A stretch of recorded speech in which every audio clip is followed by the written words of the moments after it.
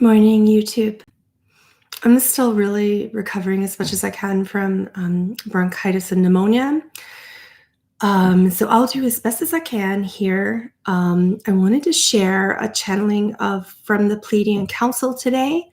I have an upcoming channeling, and I've just been streaming this information through really naturally for the past week or so. Maybe you're seeing some of these channelings pop up, on the YouTube community page or on Facebook or over at Patreon. And I just wanted to tell you that that's where it's coming from. That portion of me, that fractionalized portion of me that channels into the alleged other, that today we're going to call Pleaidian. Hey, Omi.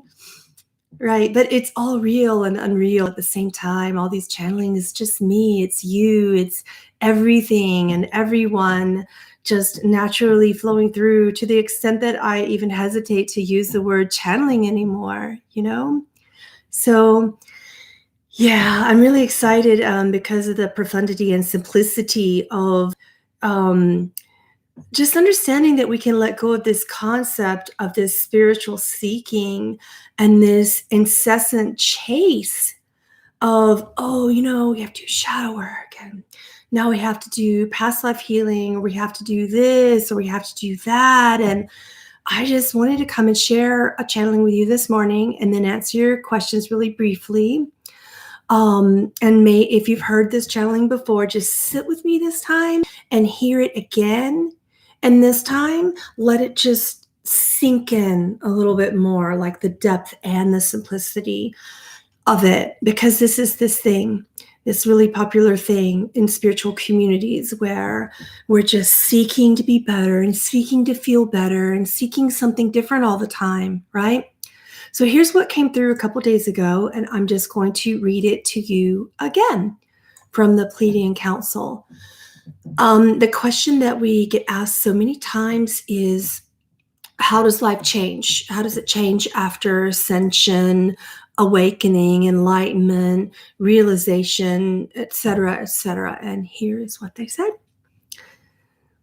In spiritual communities, we hear often how enlightenment, ascension, awakening is this powerful, enigmatic thing that causes such a powerful, profound change in us.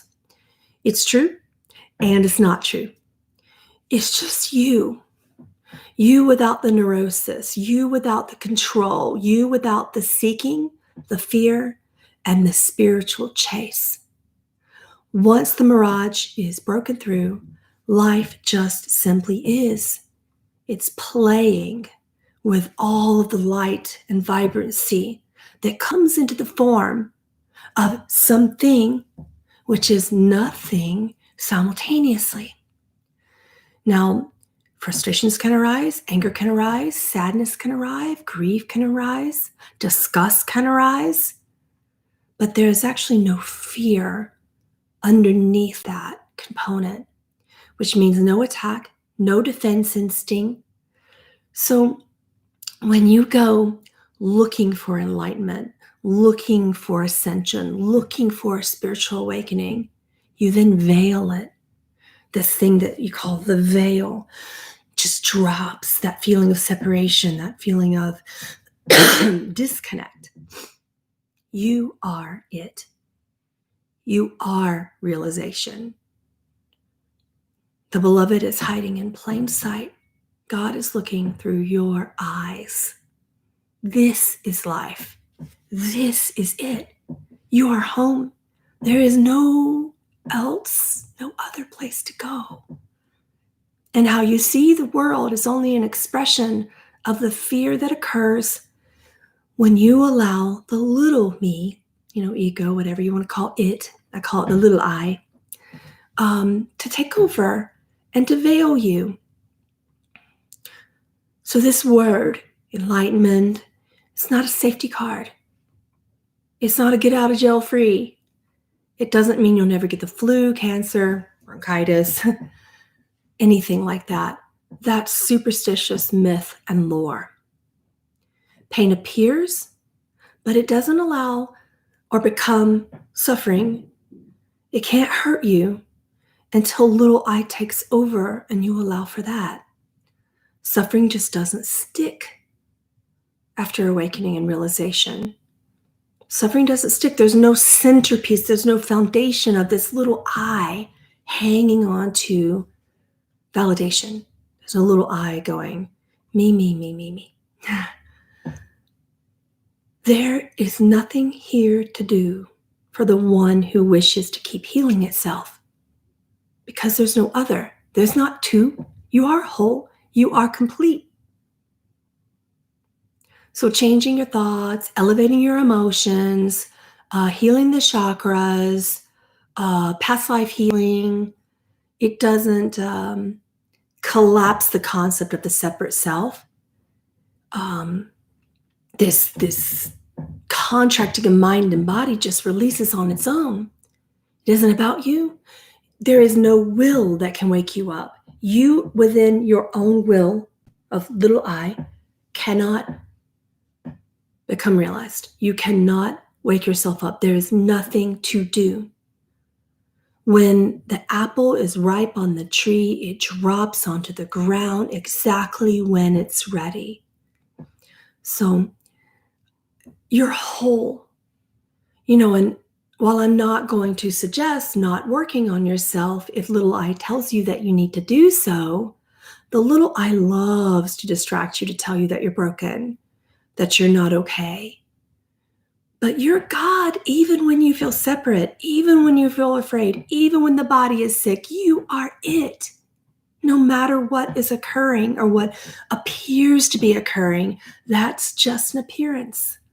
Light, particles swirling around, becoming, being and becoming, and making you think that something else is real.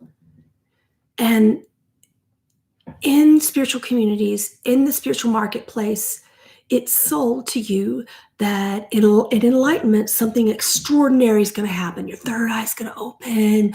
All these things are going to happen. And quite frankly, it's simple. So let's use the word extraordinary to mean superordinary.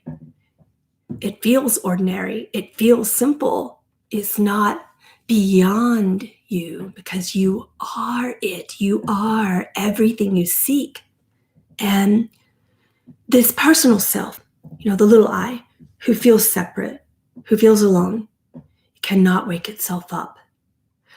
Whether you believe that you are a body or an ego or a persona or not, this ascension is the end of the suffering of duality.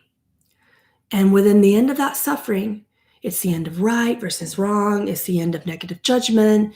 If there is an observer, the little I, the ego, it's still going to blast its own judgment on this piece and tell you to be afraid of it because you can't recognize it, because you've never felt it before, because you're little I wants to experience it.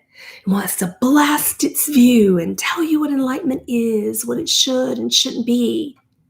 So without this separate sense of self, life is light. Life is playful.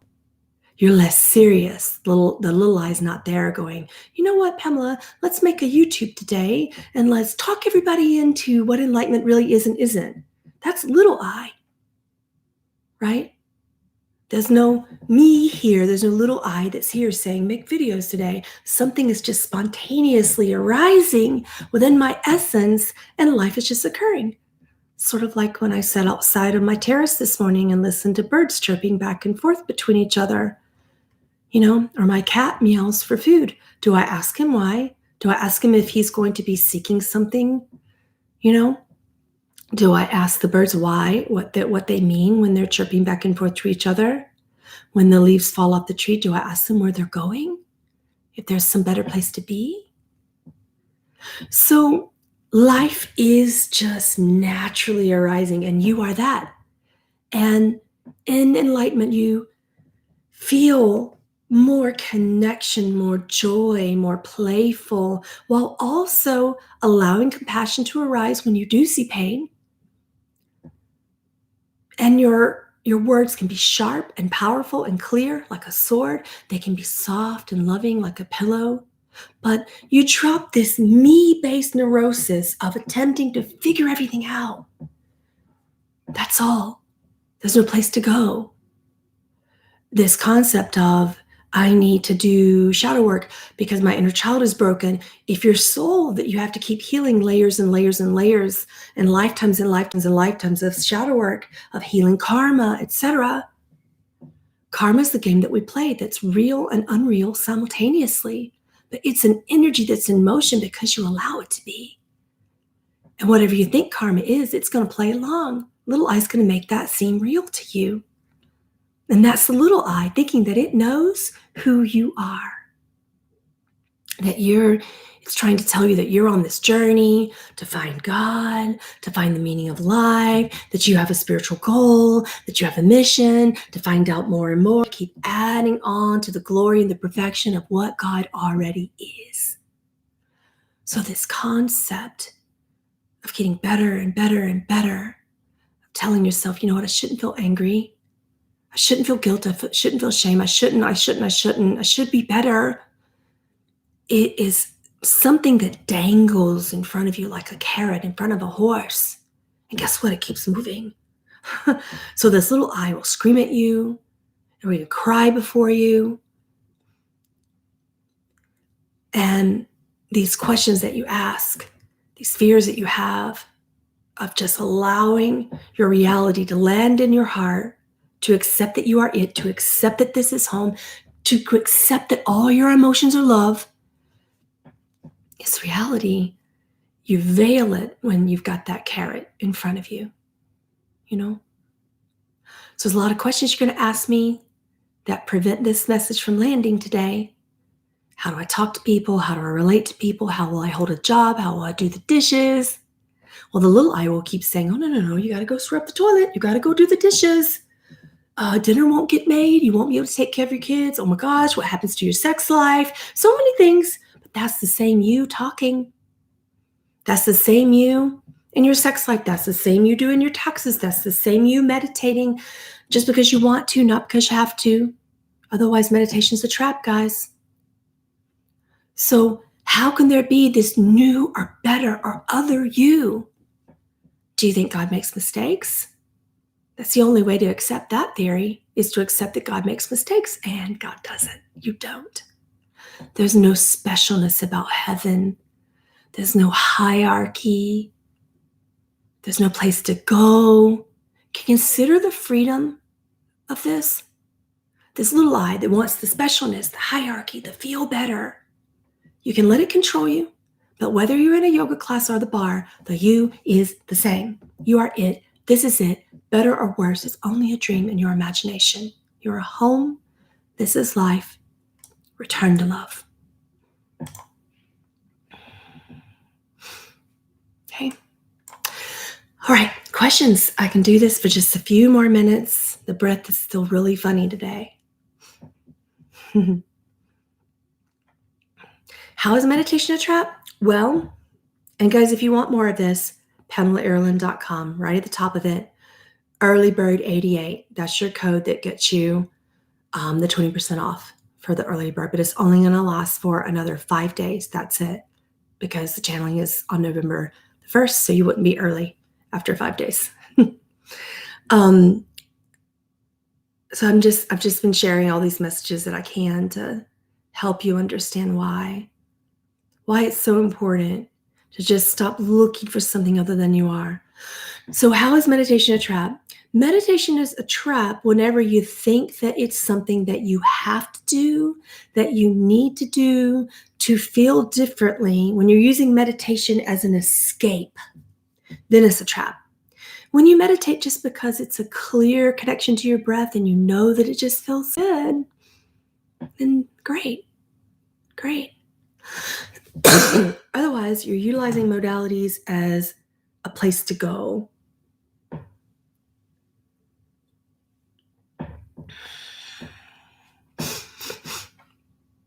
It's another carrot in front of the horse. Do you see what I mean, Omi?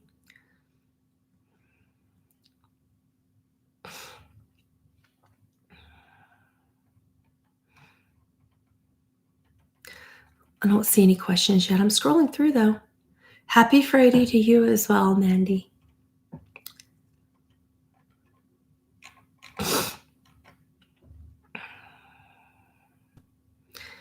Okay. I'll give you a few more minutes for questions about this message. Any questions to the council today, we'd be happy to just let that flow naturally through for a few minutes only. Have to save the voice.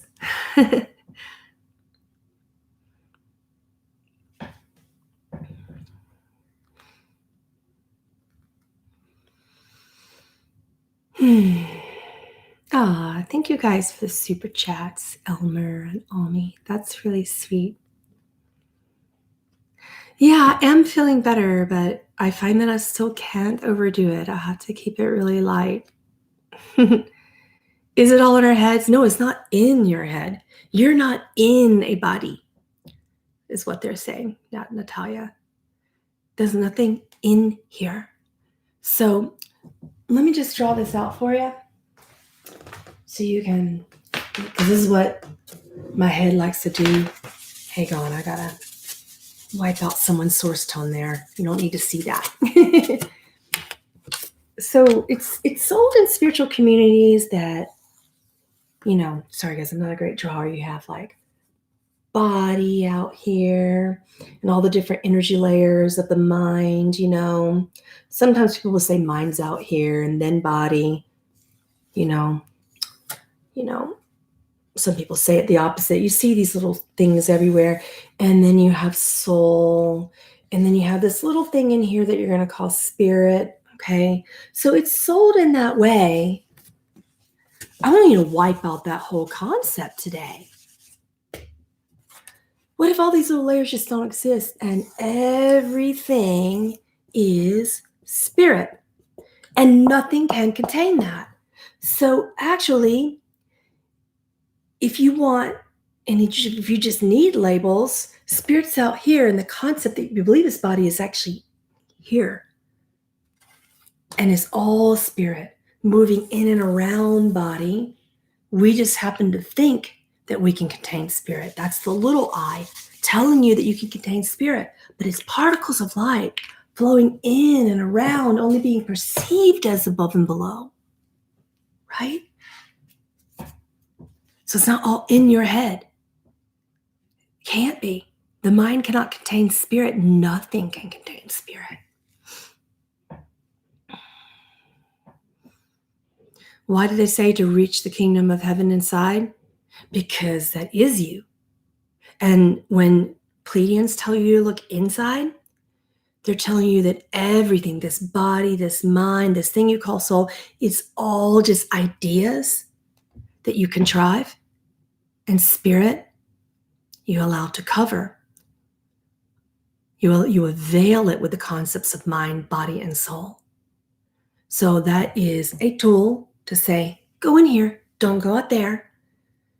You start here first, and then you start to realize that everything you see out there is just a beautiful reflection and appearance of everything that is here. Not in here, it is here, and you are that. But that's a hard concept to embrace initially when the mind is going, wait, that's everything opposite of what I need to know, what I think that I know. That's everything opposite. That doesn't make sense, because the mind veils this truth and causes such separation. You tend to just get overwhelmed and shut down. So that's why we talk about heaven being in here, because it's just a little bit of a more clear concept. But spirit isn't concept. Spirit is everything. But because the mind insists upon embracing and grasping and wanting to know and wanting to get a concept, then we have to bring you somewhere where you already are. Are the entities outside of us, or are they created by us? Both. They are real and unreal simultaneously. And once you understand that you have created a concept of something that is reality, it begins to just fade. Begins to have no control. There's no veil. There's no wanting to control it or be afraid of it or to protect or to attack that entity or to defend from that entity. Right? Okay, one more question.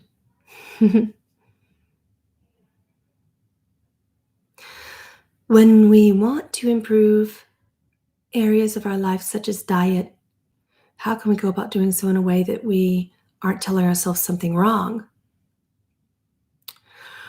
You need to listen. The body is not real, but you understand that you are playing in this beautiful experience. And it'll feel better, even though you know the body's not real. It'll feel so much more fun if you just ask this concept that you call body what it actually wants. And don't let the mind come in and say something that you know isn't true. So this is called inquiry. You just ask. Insofar as your question about integrating activations in the body, that too is a modality that can be a fun, playful experience if you work with the photosynthesis of trees and light coming through leaves and pay attention to the way that light plays with nature, particularly with leaves on trees and with water. Do I work with Arcturians? Are you asking little me? Are you asking the Pleiadians? I don't really feel that separation. So when I work with different beings, with little I, the channel brings in different beings. It's just different because all the stories in the human collective have created so many beautiful lineages and stories about who they are. So yes, I have, little I has. All right, guys, I hope that you enjoyed the channeling today. And again, if you want more of this, it's going to be at PamelaAaralyn.com on November the 1st at 11:11 a.m. EarlyBird 88 is your code to get a nice discount, but only for 5 days. Thank you so much for being here. I'm going to go get some water and tea for the little I. I love you guys. Have a great day.